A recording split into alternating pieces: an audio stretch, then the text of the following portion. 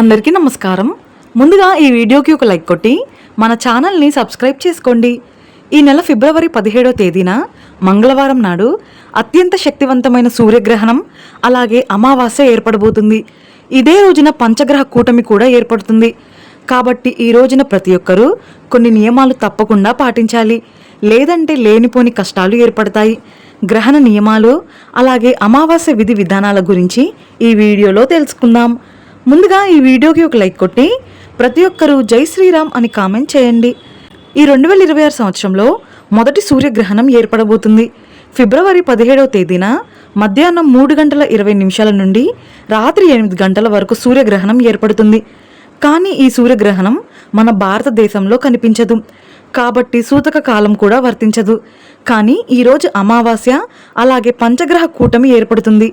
కాబట్టి గ్రహణ నియమాలు పాటించకపోయినా అమావాస్య నియమాలను మాత్రం తప్పనిసరిగా పాటించాలి. ఈ అమావాస్య రోజున భూమిపైన దుష్టశక్తుల ప్రభావం ఎక్కువగా ఉంటుంది. కాబట్టి ఈరోజు ప్రతి ఒక్కరూ మీ ఇంటి గుమ్మం బయట గుమ్మడికాయను కట్టుకోండి. అమావాస్య రోజున ఇంటి ముందు గుమ్మడికాయ కడితే మీ కుటుంబ కష్టాలన్నీ తీరిపోయి అష్టైశ్వర్యాలు సిరి సంపదలు కలిసొస్తాయి. కాబట్టి ఈ మంగళవారం తప్పనిసరిగా ఒక బూడిద గుమ్మడికాయను తెచ్చుకొని గుమ్మడికాయకు పసుపు రాసి కుంకుమ బొట్లు పెట్టి గుమ్మడికాయకు ధూపం వేయండి. ఇక మీ ఇంటికి చాలా మంచి జరుగుతుంది. అయితే ఇంటి ముందు గుమ్మడికాయ కట్టలేని వారు ఇంటి గుమ్మానికి ఉప్పు మూటను కట్టుకోండి. ఒక ఎర్రటి వస్త్రంలో రాళ్ళ ఉప్పును మూట కట్టి ఇంటి గుమ్మానికి వేలాడదీస్తే మీ ఇంటికి పట్టిన అష్టదరిద్రాలన్నీ తొలగిపోయి మీ కుటుంబంలో సుఖ సంతోషాలు భోగభాగ్యాలు కలిసొస్తాయి. ఇక ఈ అమావాస్య రోజున ప్రతి ఒక్కరూ రాళ్ళ ఉప్పుతో దిష్టి తీసుకోండి. ముఖ్యంగా మీ ఇంట్లో ఉన్న చిన్నపిల్లలకు తప్పనిసరిగా దిష్టి తీయాలి. అమావాస్య రోజున అందులోనూ మంగళవారం నాడు ఉప్పుతో దిష్టి తీసుకుంటే నరదిష్టి అనారోగ్య సమస్యలన్నీ తొలగిపోయి అదృష్టం ఐశ్వర్యం కలిసొస్తుంది. అలాగే ఈ అమావాస్య రోజున తప్పనిసరిగా మీ ఇల్లంతా శుభ్రం చేసుకొని ఇంట్లో పసుపు నీళ్లు చల్లుకోండి. అమావాస్య రోజున ఇంటిని శుభ్రం చేయకపోతే మీ ఇంట్లోకి దుష్టశక్తులు ప్రవేశిస్తాయి. ఈ అమావాస్య రోజున ఏది చేసినా చేయకపోయినా మీ కాలికి నల్లదారం కట్టుకోండి. ఆడవారు ఎడమ కాలికి, మగవారు కుడికాలికి నల్లదారం కట్టుకుంటే నరదిష్టి అనారోగ్యం తొలగిపోయి లక్ష్మీ కటాక్షం వరిస్తుంది. ఇక ఈ అమావాస్య రోజున తప్పనిసరిగా పూజ గదిని శుభ్రం చేసుకోవాలి. అదేవిధంగా ఈ అమావాస్య రోజున తప్పనిసరిగా మీ ఇల్లంతా సాంబ్రాణి ధూపం వేసుకోండి. ఇంట్లో ఉన్న దుష్టశక్తులన్నీ తొలగిపోయి మీ ఇంట్లోకి లక్ష్మీదేవి అడుగుపెడుతుంది. ప్రతి అమావాస్య రోజున చనిపోయిన మన పెద్దలు కాకి రూపంలో మన ఇంటి ముందుకు వస్తారట. కాబట్టి ఈ అమావాస్య రోజున కాకికి ఆహారం పెట్టండి. మీ పితృదేవతలు సంతోషించి వంశాభివృద్ధి కలుగుతుంది. అమావాస్య అంటేనే లక్ష్మీదేవికి ప్రీతికరమైన రోజు. కాబట్టి ఎవరైతే కటిక పేదరికంతో ఇబ్బంది పడుతున్నారో అలాంటి వారు ఈ అమావాస్య రోజున లక్ష్మీదేవి పటం ముందు 2 నెయ్యి దీపాలు వెలిగించి లక్ష్మీదేవికి నమస్కారం చేసుకోండి. ఇక మీ కుటుంబం మొత్తానికి అఖండ రాజయోగం సిద్ధిస్తుంది. అలాగే ఈ రోజున ప్రతి ఒక్కరూ తప్పనిసరిగా తలస్నానం చేయాలి. ఈ అమావాస్య రోజున నీటిలో నల్ల నువ్వులు కలిపి స్నానం చేస్తే ఏలినాటి శని దోషాలన్నీ తొలగిపోతాయి. అలాగే నీటిలో కళ్ళుప్పు వేసుకొని స్నానం చేస్తే నరపీడ మొత్తం వెంటనే తొలగిపోతుంది. అలాగే నీటిలో 2 యాలకులు వేసుకొని స్నానం చేస్తే ఆర్థిక సమస్యలన్నీ తొలగిపోయి ఐశ్వర్యం కలిసొస్తుంది. అదేవిధంగా నీటిలో పచ్చకర్పూరం కలిపి స్నానం చేస్తే విపరీతమైన లక్ష్మీ కటాక్షం కలుగుతుంది. అలాగే ఈ అమావాస్య రోజున తప్పనిసరిగా మీ బీరువాను తడిగుడ్డతో శుభ్రం చేసి బీరువా పైన గంధం రాసి కుంకుమ బొట్లు పెట్టుకోండి.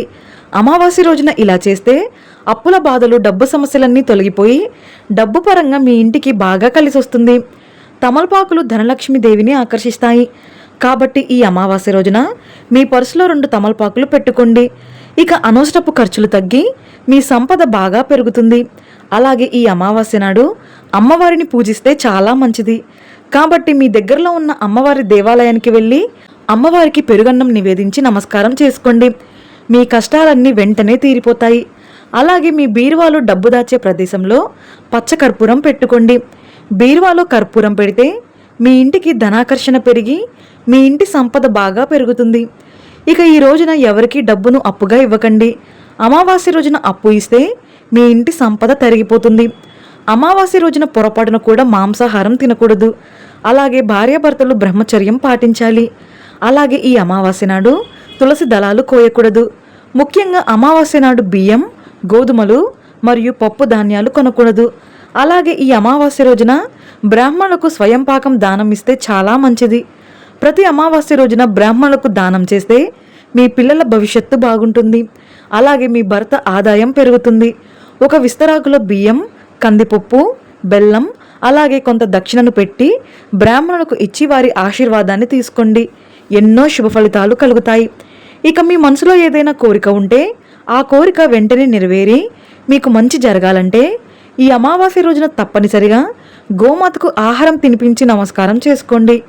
గోమాతకు అరటి పండ్లు కానీ ఆకుకూరలు కానీ తినిపిస్తే మీ కోరిక నెల తిరగకుండానే ఖచ్చితంగా నెరవేరుతుంది. అయితే ఈ అమావాస్య రోజున పొరపాటున కూడా కొత్త వస్త్రాలు ధరించకూడదు.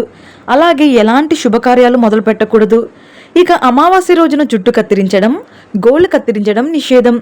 ఇక ఎవరైతే ధనవంతులు కావాలని కోరుకుంటారో అలాంటి వారు ఈ అమావాస్య రోజున మీ బీరువాలో ఒక ఎరుపు రంగు వస్త్రాన్ని పెట్టుకోండి. ఇలా చేస్తే ఇక మీ ఇల్లంతా ధన ప్రవాహంతో నిండిపోతుంది. ఇక అన్నిటికన్నా ముఖ్యంగా ఈ అమావాస్య నాడు సాయంత్రం 6 దాటిన తర్వాత ఇంటి గుమ్మం బయట నువ్వుల నూనెతో 2 దీపాలు వెలిగించి ఆ దీపం నూనెలో 2 యాలకులు వేయండి. ఇలా చేస్తే మీ ఇంట్లోకి వెంటనే లక్ష్మీదేవి అడుగుపెడుతుంది. అమావాస్య రోజున ఇలా ఇంటి ముందు దీపాలు వెలిగిస్తే మీ ఇంట్లో ఉన్న దరిద్ర దేవత వెంటనే బయటకు వెళ్ళిపోయి మీ ఇంట్లోకి లక్ష్మీదేవి తాండవిస్తుంది. అలాగే మీ ఇంటి గుమ్మం బయట గంధంతో స్వస్తి గుర్తు వేసుకోండి. మీ కుటుంబం మొత్తానికి సకల శుభాలు కలిసొస్తాయి. ఇక చాలామంది జాతకంలో దురదృష్టం వెంటాడుతుంది. అలాంటి వారు ఈ అమావాస్య రోజున నల్ల కుక్కలకు ఆహారం వేయండి. ఇలా చేస్తే మిమ్మల్ని అదృష్టం వెతుక్కుంటూ వస్తుంది. మీ పనులన్నీ ఆటంకాలు లేకుండా పూర్తవుతాయి. రావి చెట్టులో బ్రహ్మదేవుడు, విష్ణుమూర్తి, అలాగే పరమేశ్వరుడు కొలువై ఉంటారు. కాబట్టి ఈ అమావాస్య రోజున సాయంత్రం సమయంలో రావి చెట్టుకు ప్రదక్షిణాలు చేసి రావి చెట్టు కింద నువ్వుల నూనెతో దీపం వెలిగిస్తే కోరిన కోరికలన్నీ వెంటనే నెరవేరుతాయి. ఇక సంతానం కోసం ఎదురు చూసే దంపతులు, అలాగే వివాహంలో ఆటంకాలు ఏర్పడుతుంటే ఈ అమావాస్య రోజున మర్రి చెట్టుకు పసుపు దారాన్ని కడుతూ ప్రదక్షిణాలు చేయండి. ఇక మంగళవారం అంటేనే శక్తి స్వరూపిణి అయిన కనకదుర్గమ్మకు ఇష్టమైన రోజు. ఈ రోజు అమావాస్య వచ్చింది కాబట్టి ఈ మంగళవారం రాహుకాల సమయంలో మీ దగ్గరలో ఉన్న అమ్మవారి దేవాలయానికి వెళ్ళి నిమ్మకాయ దీపాలు వెలిగించండి. ఎలాంటి కష్టమైనా వెంటనే తీరిపోయి అమ్మవారి అనుగ్రహం మీ ఇంటిపై ఉంటుంది. ఇక భార్యాభర్తల మధ్య గొడవలు ఏర్పడుతుంటే ఈ అమావాస్య రోజున అమ్మవారి దేవాలయానికి వెళ్ళండి. భార్యాభర్తల మధ్య గొడవలు తగ్గుతాయి. మీ ఇంట్లో దక్షిణావృత శంఖం ఉంటే ఈ అమావాస్య నాడు మీ ఇంట్లో శంఖాన్ని ఊదండి. మీ ఇంట్లోకి దైవశక్తులు ఆకర్షిస్తాయి. అలాగే ఈ అమావాస్య రోజున చనిపోయిన మీ పెద్దలకు తర్పణం వదిలితే తరతరాల తరగని ఐశ్వర్యం లభిస్తుంది. కాబట్టి ఈ మంగళవారం ఉదయాన్నే ఇంటి యజమాని తలస్నానం చేసి ఇంటి ముందు దక్షిణ ముఖంగా నిలబడి ఒక చెంబుడు నీటిలో కొన్ని నల్ల నువ్వులు కలిపి మీ మనసులో మీ పెద్దలను తలుచుకుంటూ ఆ నీటిని కిందకు విడిచిపెట్టండి. ఈ విధంగా చనిపోయిన పెద్దలకు తర్పణం వదిలితే మీ కుటుంబాన్ని వేధిస్తున్న దోషాలన్నీ వెంటనే తీరిపోయి అఖండ రాజయోగం కలుగుతుంది. ఈ విధంగా ఈ అమావాస్య రోజున అమావాస్య నియమాలు పాటిస్తూ చిన్న చిన్న పరిహారాలు చేసుకోండి. ఖచ్చితంగా మీకు మంచి జరుగుతుంది. ఈ వీడియో మీకు నచ్చితే లైక్ చేసి సబ్స్క్రైబ్ చేసుకోండి. జై శ్రీరామ్.